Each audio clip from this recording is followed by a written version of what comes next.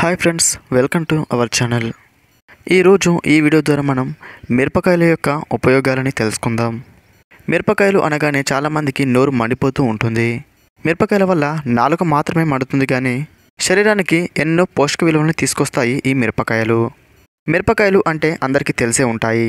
దాని గురించి పెద్దగా వివరించాల్సిన పని లేదు. అయితే మిరపకాయల్ని మొదట అమెరికాలో కనుగొన్నారు. తర్వాత ఈ మిరపకాయలు ప్రపంచవ్యాప్తంగా విస్తరింపబడ్డాయి. మిరపకాయల్ని ఆహార పదార్థాల్లోనే కాకుండా ఔషధాల తయారీలో కూడా ఎక్కువగా ఉపయోగిస్తూ ఉంటారు. భారతదేశంలో గుంటూరు మరియు పరిసర జిల్లాలు మిరప పంటకు ప్రసిద్ధి.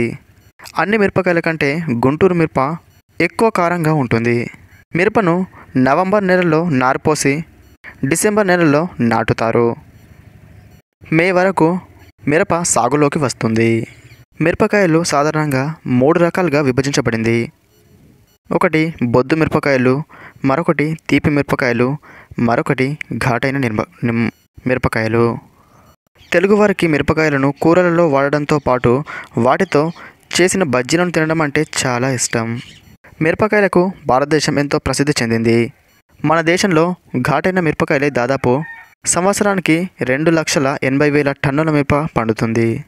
మిరపలో పిండి పదార్థాలు, పీచు పదార్థాలు ఎక్కువగా ఉంటాయి. కొవ్వు పదార్థాలు, మాంసకృతులు సమానంగా ఉంటాయి.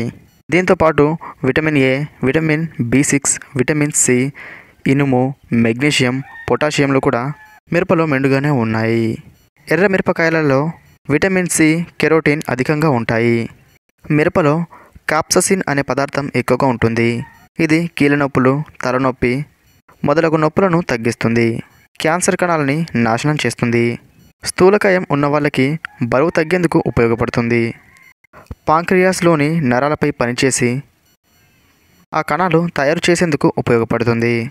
అన్నంలో పచ్చిమిరప గంజి కలిపి తింటే మధుమేహ వ్యాధి తగ్గుముఖం పడుతుంది.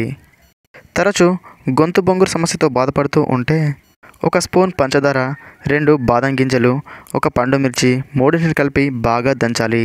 ఇప్పుడు దీనిని చిన్న ఉండలాగా చేసుకుని తేనెతో కలిపి తింటున్నట్లయితే గొంతు బొంగురు తగ్గిపోతుంది. తరచూ కడుపు నొప్పితో బాధపడే వాళ్ళు 100 గ్రాముల బెల్లంలో 1 మిరపపండును వేసి బాగా దంచి ఉండలాగా చేసుకోవాలి. ఇప్పుడు దానిని మింగి నీళ్లు తాగుతున్నట్లయితే కడుపు నొప్పి తగ్గిపోతుంది. 1 గ్రాము 4 గ్రాముల సొంటి కలిపి ఆహారం తిన్న తర్వాత కొద్దిగా తింటున్నట్లయితే జీర్ణ సంబంధమైన అన్ని వ్యాధులు తగ్గిపోతాయి.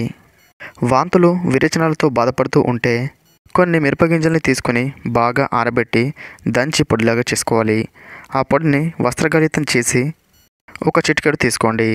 మరొక చిటికెడు పటిక బెల్లం, మరొక చిటికెడు పొంగించిన ఇంగువ పొడి తీసుకొని ఆ 3ని బాగా కలిపి తేనెతో కలిపి తీసుకుంటున్నట్లయితే వాంతులు, విరేచనాలు వెంటనే తగ్గుముఖం పడతాయి.